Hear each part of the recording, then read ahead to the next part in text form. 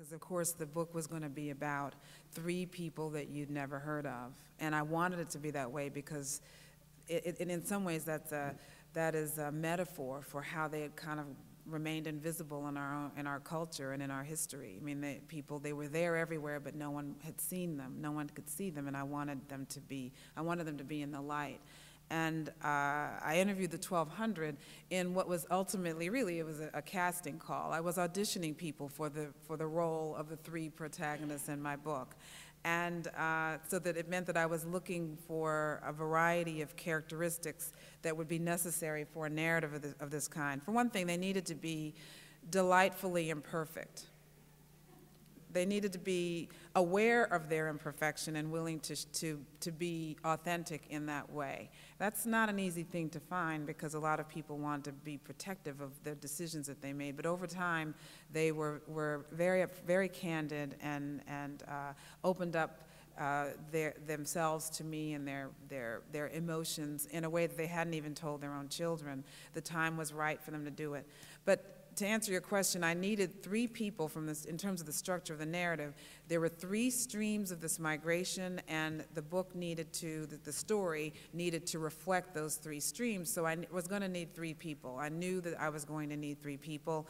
I wanted them to each have left during a different decade because I wanted it to, rather than telling you that it went on for a long time, you live it and you experience it. It went on for a long time, and each one of them left in a different decade. They also would have had to have left from different parts of the South for different reasons and come to different outcomes where they landed.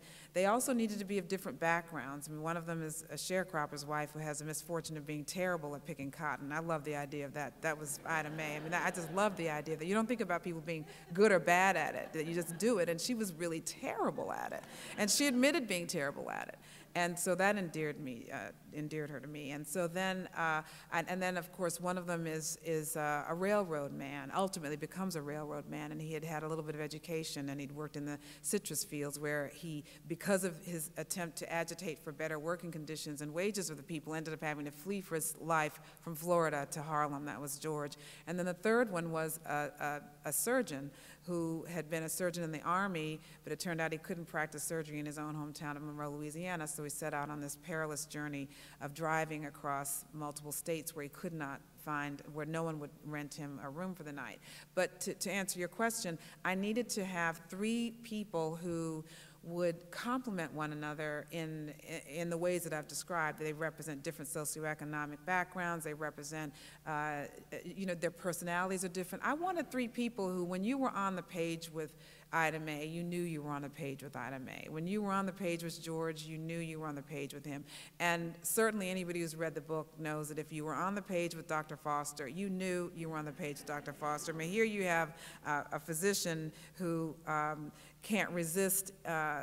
In fact, he actually tricked me into getting him to Hollywood Racetrack one day. I mean, he just, because what happened was we were going out to dinner to one of his favorite Southern, he had the exile's mentality of obsession with his home region, but also this bitterness toward it as well. But he so loved it and missed it. He was so homesick that he was constantly wanting to go to restaurants that had the food of his youth. And so I took him there, and I was happy to do so. And then as we were about to leave, and I was going to take him back home because he didn't drive at that point, he said, "You can just drop me off around the corner. It'll be fine."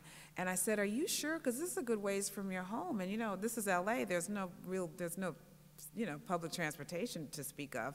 And so he said, "Oh, no, it'll be fine." And I had no idea what he was talking about. So when we got around the corner, I saw that it was Hollywood Park Racetrack and in Inglewood, California, and that's where he wanted to go. And he convinced me that he'd be okay. And as he got out of the car, it's as if nothing else existed. He didn't even really turn back to say goodbye. He was gone to the temple.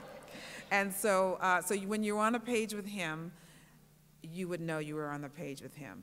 Interestingly, I went to many different places to find the, interview these 1,200 people.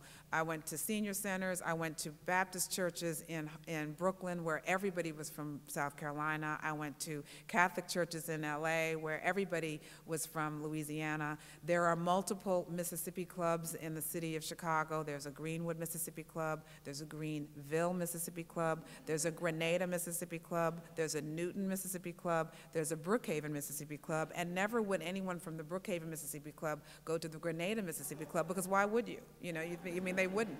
And so I went to all those different places in order to find them, and it was not, I had many, many runners-up and backup people, but never, those 3 people I've described to you, I did not find them in any of the places I went.